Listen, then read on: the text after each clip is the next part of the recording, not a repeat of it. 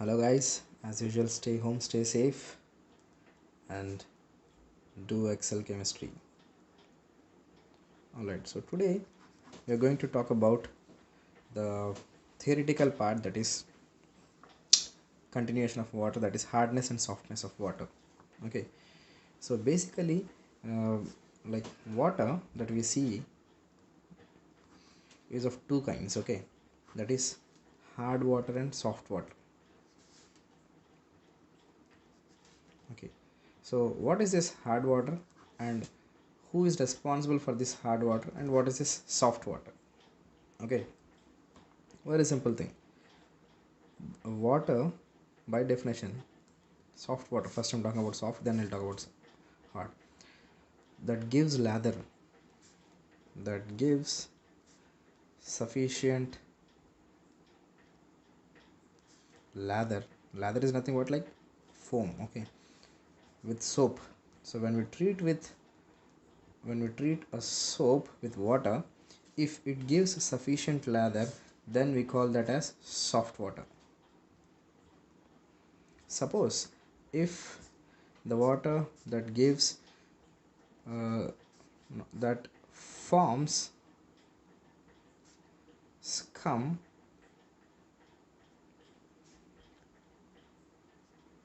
and then produces lather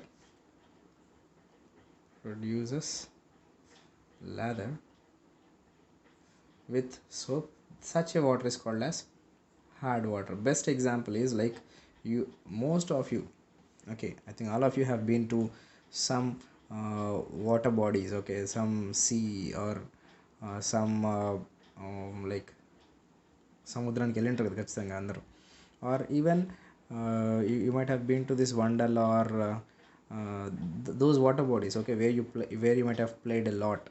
Okay, if you have remembered, like if you have been near to the seashore and played with that and then come back and you take bath, you realize a very very different experience. Okay, so that is, suppose your hair is very sticky, you take bath and you rub your skin with soap and but still it sounds or it is very sticky. Okay, so in other words, what is that happening is because of hardness of the water. Okay, so how can we identify whether a water is hard or soft? Is very simple. Take the soap molecules, drop it in water. Okay, so suppose I have two beakers, this beaker with water and this beaker also with water, and I just drop soap molecules in it. If it forms lather, okay, and if it forms lather with the precipitate is generally at the bottom of the beaker. First there is a precipitate formed and then the lather is formed. Okay, so here no precipitate but just lather, so this I can call it as soft water, this I can call it as hard water. Okay, now what is this hard water responsible, or what molecules are responsible for this hardness? What is this exactly? The precipitate that we are going to see.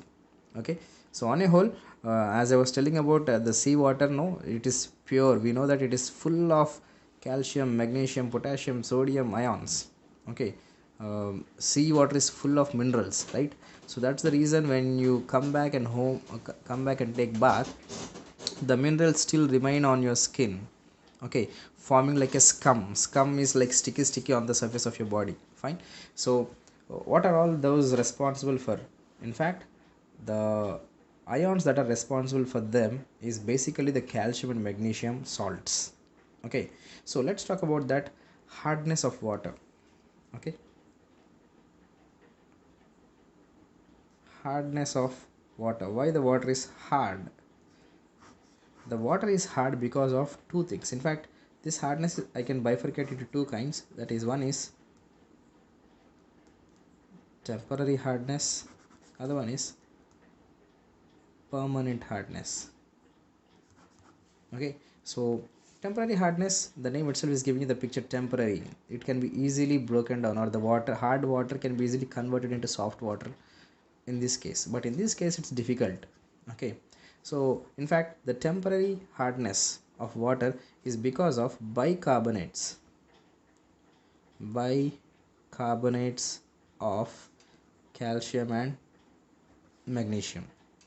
whereas permanent hardness is because of the sulfates and chlorides of calcium and magnesium. So on a whole, these fellows, bicarbonates of calcium and magnesium, sulfates and chlorides of calcium and magnesium, they are responsible for the hardness of water. The hardness is divided into two kinds.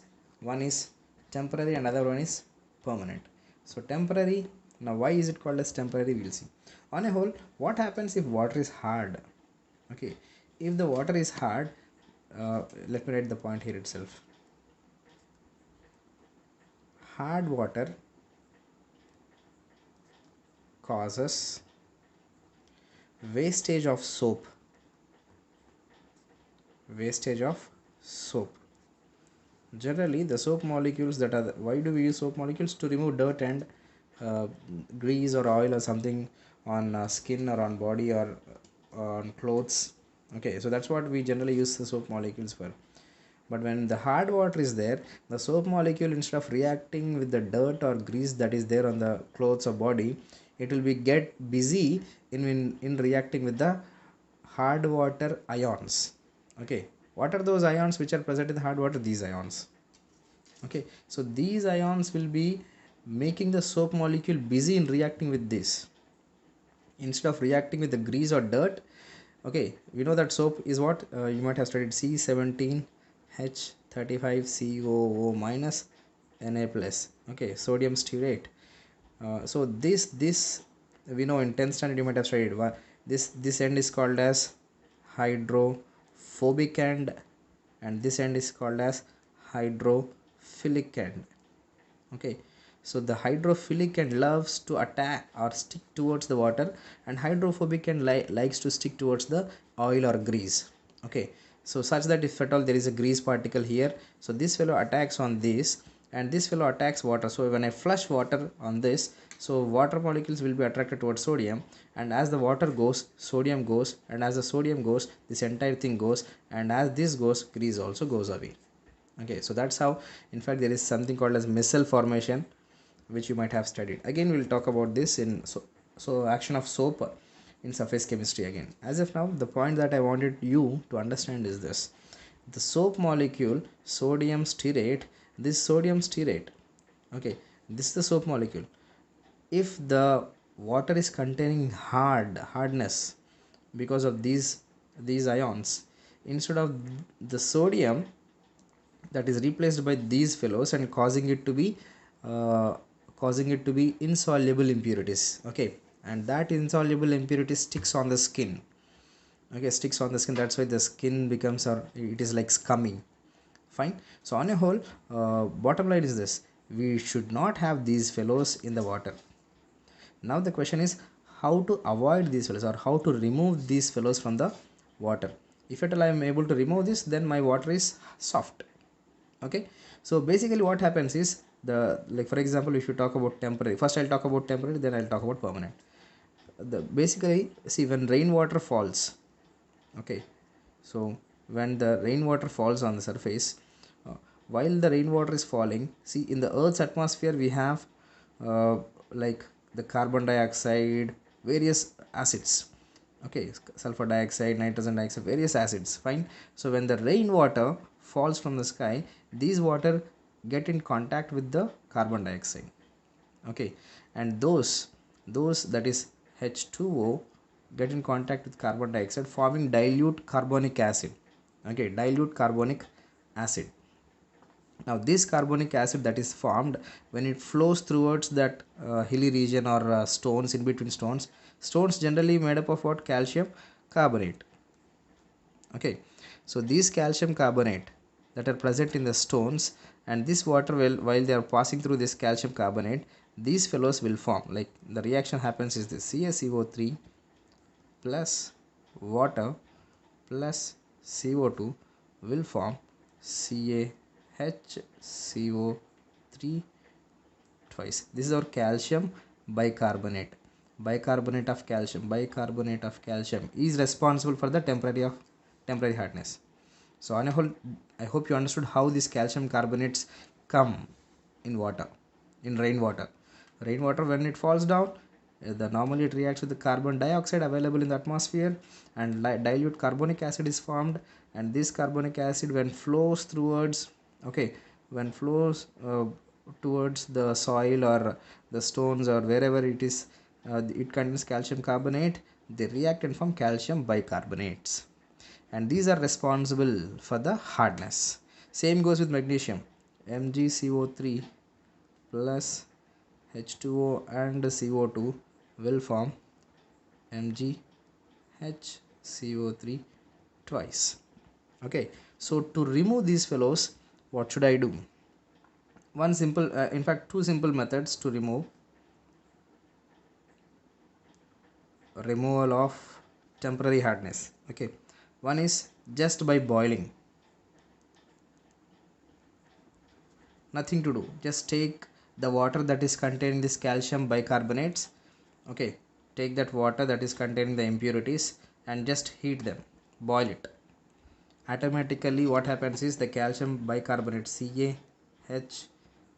CaHCO3 twice, on boiling they form calcium carbonate plus water plus carbon dioxide.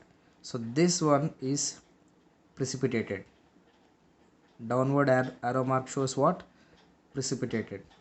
Okay, so this one, they settle down at the bottom of the container. On just heating this, you will find like there is more and more precipitation happening. And once you take this bowl and pour the water into another container at the top layers, then the water that is, pour this water into this, then this water is soft water. The precipitates remains in this beaker. Very simple. Boiling causes the calcium bicarbonates to form calcium carbonate, which is insoluble precipitate. This is what? Insoluble precipitate. Okay, so the phenomena that we observe is what? Bicarbonates easily decompose on boiling. What is the point? The reason why we can separate them easily is bicarbs easily decompose on boiling. This is the funda. Okay, fine. Whereas there is also another method which is called as, very important one, this is Clark's method. Remember this, Clark's method. In Clark's method, after the name of the scientist, we used slaked lime. Clark slake. Okay, do remember this. Clark's method, slaked lime. Slaked lime is nothing but what? Calcium hydroxide. Okay, calcium hydroxide. So this is what our slaked lime is. What happens when we treat with this? Very simple, the same reaction. Calcium bicarbonate on treating with calcium hydroxide will form calcium carbonate plus water. Okay, so this is the reaction that is happening, and this method, Clark's method, is also one of the ways to remove the temporary hardness of water. What do we do in that? We just add slaked lime into this. And what is slaked lime? Calcium hydroxide. Alright, fine. Now talking about the permanent hardness, let me deal separately.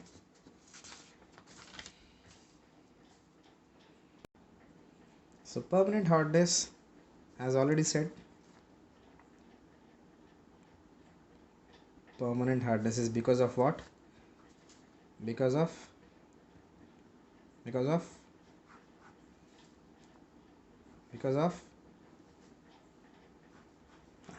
I hope you are uttering the words. Okay, so it is because of sulfates and chlorides of calcium and magnesium. Okay, so these the sulfates and chlorides of calcium and magnesium, these are the responsible for permanent hardness, and these fellows cannot be removed just by boiling. So we have an alternative methods. Okay, so what are those alternative methods is, in fact I will bifurcate, not bifurcate, 1 2 3 and 4 methods. Okay, the first one is to remove this water or to make this hard water soft, we use some special compounds that are those are called as softeners. They're called as what? Softness. And what are softness? Chemical compounds that are related. We'll talk about that. And there is another method, that is permutate process. Permutate process. And the third one is the Kalgan's process or Kalgan's method. Last one is ion exchange method. Ion exchange method. So 4 methods to make our permanent hard water into soft. First one, very simple. We use some compounds. Okay, those are like sodium carbonate, sodium hydroxide, and sodium phosphates. Okay, so they act like softening agents. Okay, so the various softness that we use is, number one, write it as washing soda,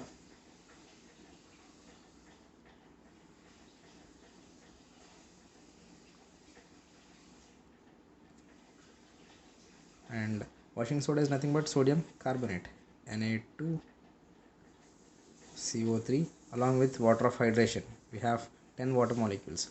And the other one is sodium hydroxide, NaOH. Then the third one is sodium phosphate, Na3PO4. Okay, so these are the very commonly used softeners. Okay,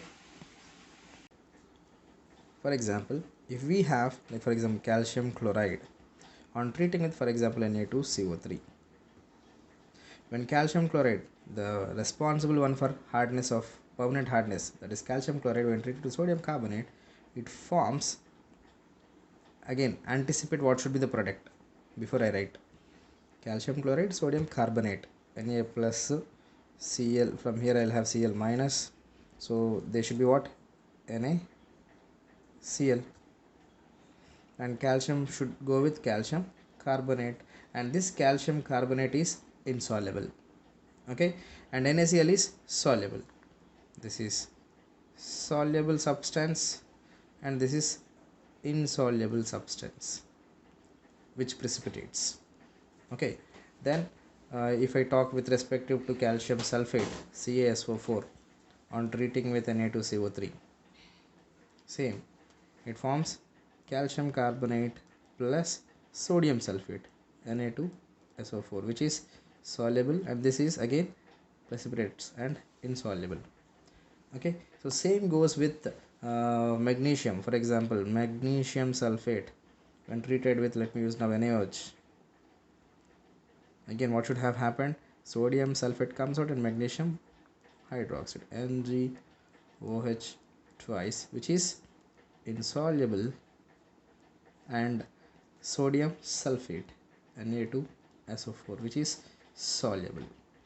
Okay, so like this, all the impurities that are with respective to sulfates and chlorides of calcium and magnesium, when treated with washing soda, sodium hydroxide, sodium phosphate, for this also let me give an example with magnesium, MgSO4 plus Na3PO4 will form magnesium phosphate, that is MgPO4 twice, thrice, no, so Mg3PO4 twice plus Na2SO4.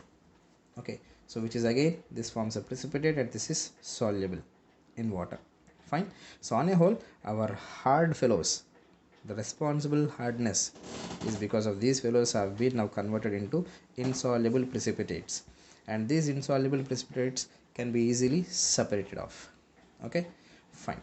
Now the second method of preparation, or not preparation, the second method of removal of hardness, the permanent hardness, is what? Permutate process. Now permutate, it's a very chemical name, or in technical name, not chemical name, it's a technical name for I'll tell you the word, and you just understand this. Na2Al2 Si2O8 dot XH2O. Okay, so this is the composition of permutate. Okay, permutate is also called as, technically I can tell this as hydrated. This is called as hydrated. In last class I have told you water of crystallization, water of hydration, both words mean the same. So water of crystallization or water of hydration, so I call it as hydrated silicates. Si2O, it is generally what? Silicates of aluminum and sodium. So permutate, technically the term is permutate, but if you talk about its name, it is hydrated silicates of aluminum and sodium. Okay, so this is termed as what? Permutate. And what happens with this chemical substance with respect to these ions that are present? Okay, similar kind of reaction. Suppose if I have calcium chloride or calcium sulfate, when treated with Na2 Al2 Si2 O8, basically what happens is the sodium ions are now replaced. The sodium ions are now replaced by the calcium. Okay, so you will find that the calcium ions replacing the sodium, and sodium ions obviously will go with what? Cl. So I'll have Ca Al2 Si2 O8 plus NaCl. So this is again insoluble. Okay, this precipitates down at the bottom of the container in which the process is happening. Fine. Same goes with, for example, if I have magnesium MgSO4 plus Na2 Al2 Si2 O8 dot XH2O, when treated with, what will happen? Magnesium will be replaced by the sodium. Okay, so sodium comes out and forms Na2SO4, no doubt in this. Na2SO4 plus I have what?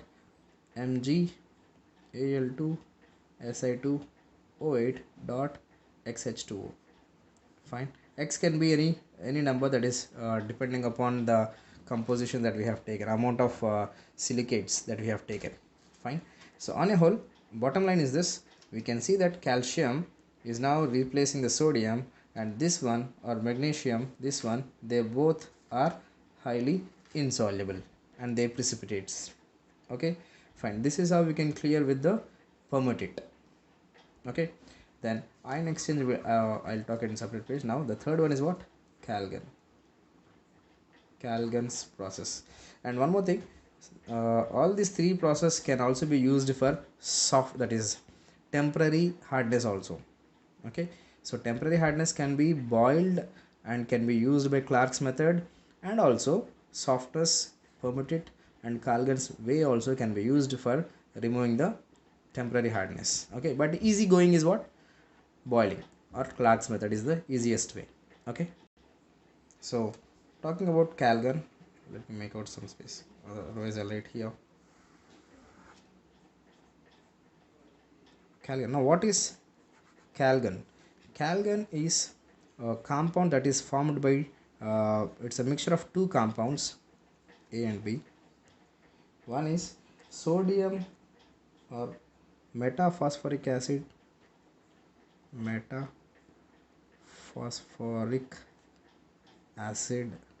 plus sodium hexametaphosphate.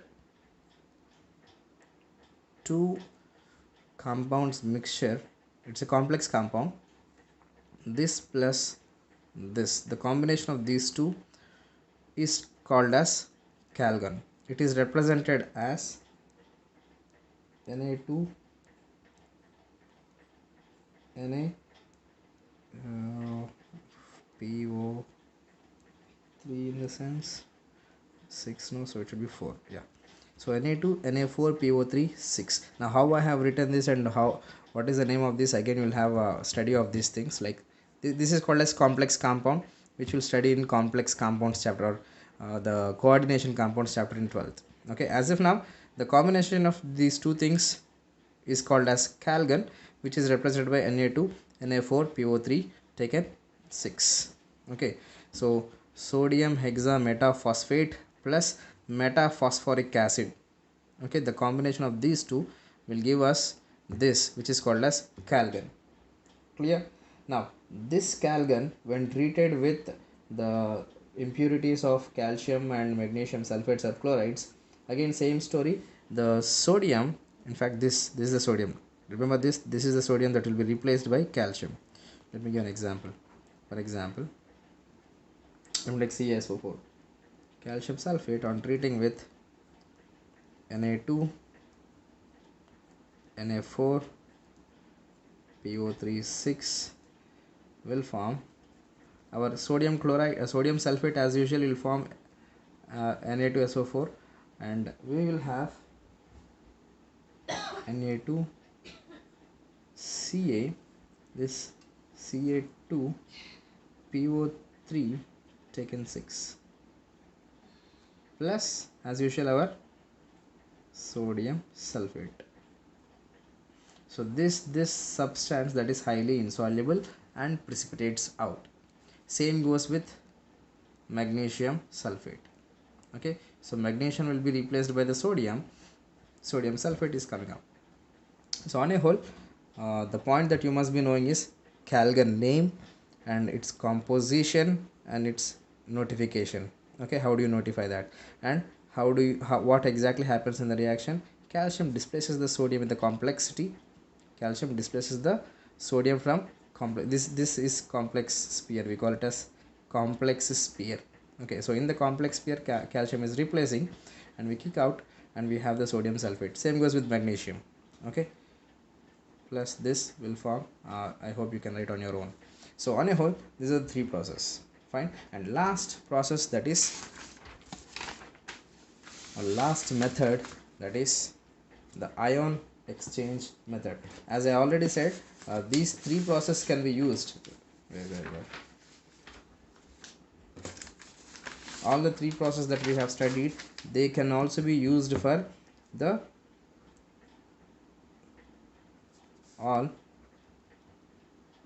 can be used for removal of temporary hardness as well.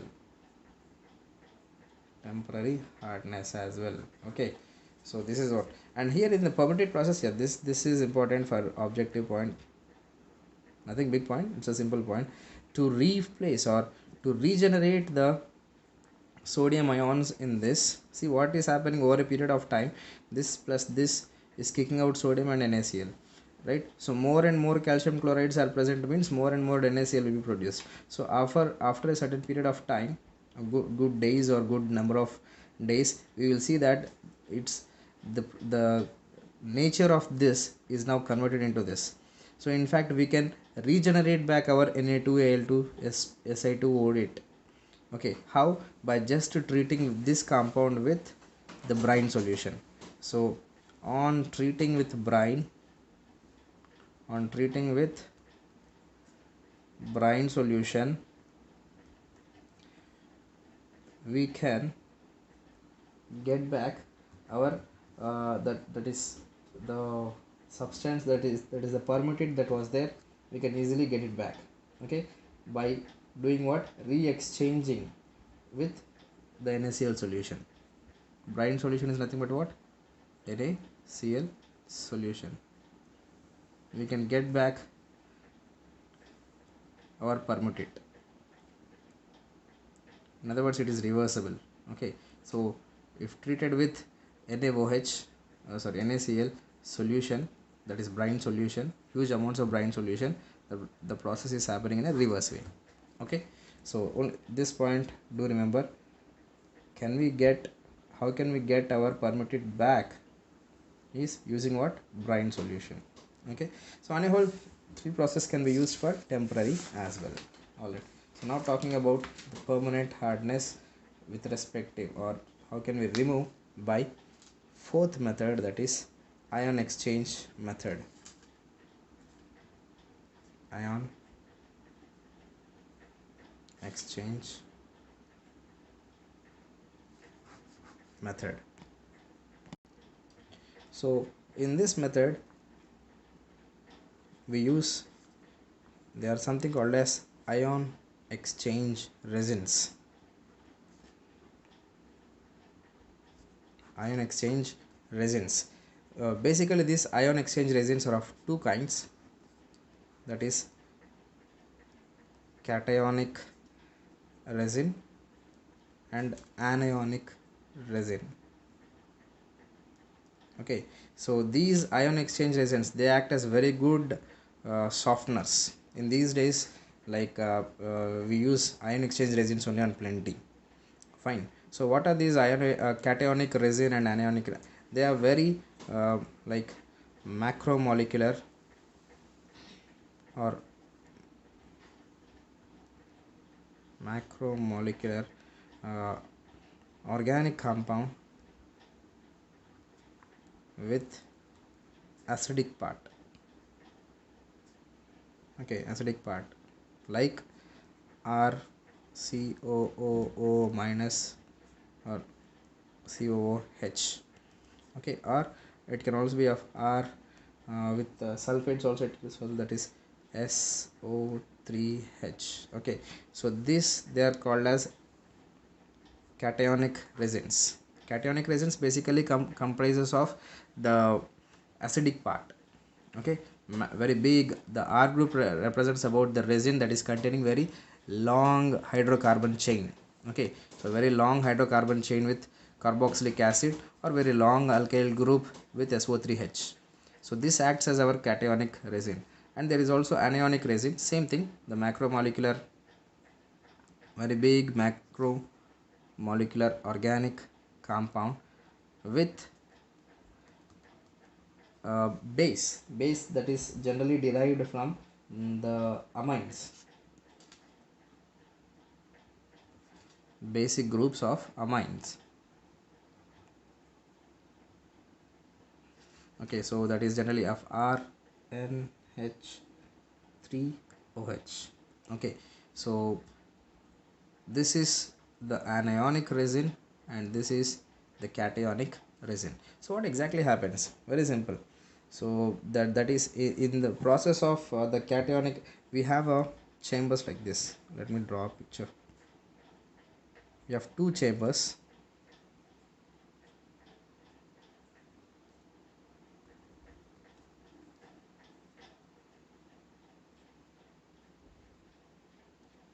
In which the beads, okay, the resins, as I said, the large macromolecular particles, okay, they are bedded like this. Okay, and from the top we can see that the inlet of water, which is basically the impure water. Okay, so the impure water which contains the hard, that is calcium plus 2 ions, Mg plus 2 ions, chloride ions, and sometimes even Na plus and K plus, all these ions can be completely removed by this method. Okay, in the ion exchange method. So when we inlet the water that is containing these impurities, this is our cationic exchanger. Okay, so the water is settled here and we have the, this is our cationic exchanger. What happens in the cationic exchanger is, so the RH plus the calcium ions, all whatever the cations are there, cations Ca plus 2, Mg plus 2, Na plus, K plus. Okay, so these are this, so these gets react with the alkyl group, forming our calcium, that is R2Ca plus, H plus ions is liberated. Okay, so on a whole, this is the reaction that is happening at cationic part. Fine. So the water in the cationic exchanger, we will see that the cations are being replaced. This the acidic part is there, no, H plus ions. So those H plus ions are kicked out by this calcium and magnesium, forming our R2Ca. Of course, this happens at relatively little higher temperatures, so that the bonds can be broken easily and the hydrogens can be released out, H plus ions. Fine. So from here, whatever the water that is coming out, it is now passed into the next chamber. We have another chamber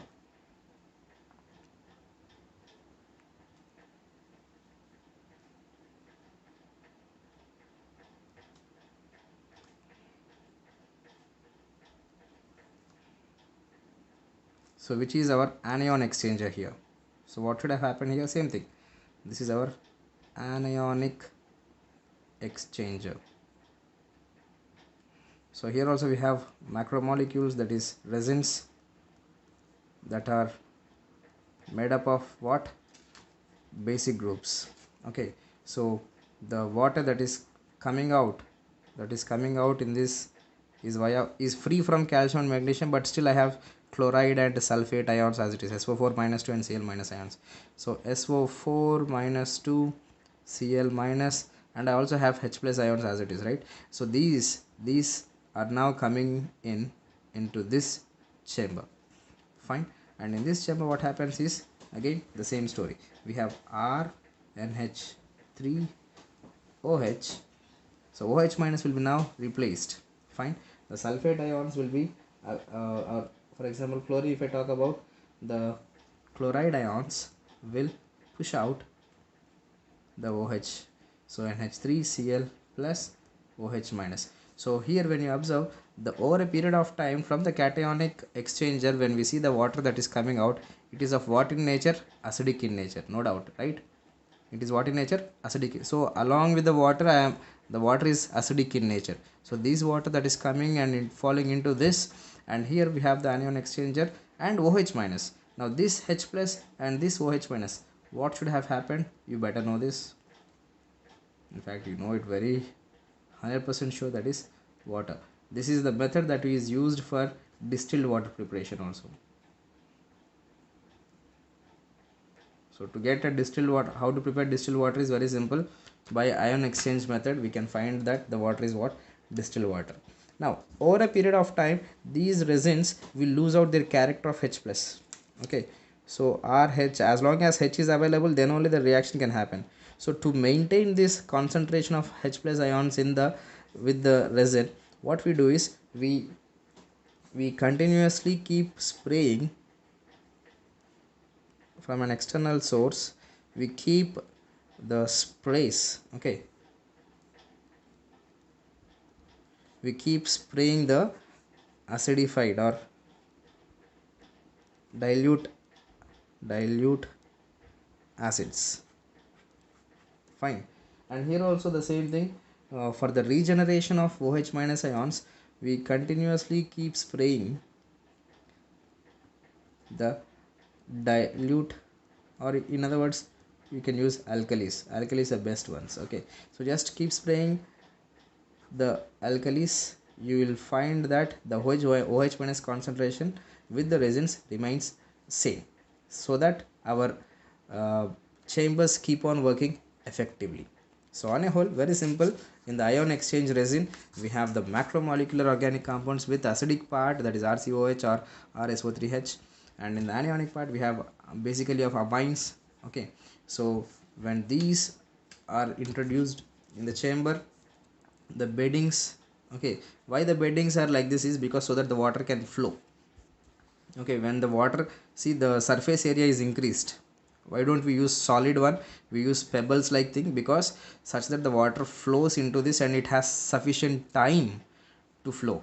Okay, so the surface area is increased such that the reaction can happen on a larger scale. So as it flows from towards this and into this, and here I have the anion exchanger, and after the anion exchanger, the products are now free from the calcium and magnesium and the other impurities that are present. So now the water that is coming out is, you can call it as soft water, not pure water, soft water. In fact, I can call it also pure water, because all the ions and minerals have been completely removed. Even the Na plus also is removed here. So the cation exchanger cannot signify whether it is Na plus or K plus or C plus. Its nature is to just remove the cations. Okay, so generally this is used in boilers and big industries. Okay, so on a whole, this is one of the methods to remove or to get rid of this hardness. What hardness? Permanent hardness. Okay, so with this, hardness of water is also done, and there are some disadvantages of hardness of water that you can see go through the textbook. Very common points. Okay, even what is like, it causes corrosion, it is not useful because as it causes wastage of soap, and it is not useful in boilers. Okay, in big boilers now what happens is the boiler will be corroded, the walls of the boiler will be corroded. As I said, the H plus ions will be released, no. So these H plus ions, in fact, if chlorine is available, they form HCl. That HCl will be sticking on to the walls and causing it corrosion. Okay, so how to overcome this? Okay, boiler, to overcome this corrosion, what we do is we pass again alkali. What happens? Alkali, acid plus base neutralize. Fine. So corrosion that is happening in the boiler, and wastage of soap, and the efficiency is decreased because of hardness of water of the soap. Fine. And we can also say that it causes foaming, and foaming also causes the efficiency decreased. Fine. So these are the disadvantages of hardness of water. Okay, so with this, soft water hard water topic is done. Yeah, we are left with one last topic, and very important one. If asked any question, that could be mostly from this region, that is peroxide. Okay, so H2O2, but unfortunately the that section is removed from CBSE part. Let's see what happens, whether will it be continued in JE or not. Let's see, but we have to cover whether it is there or not, we don't know.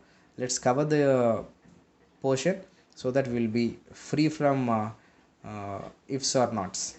Okay, so with this we stop. We'll see the next class. Stay home, stay safe.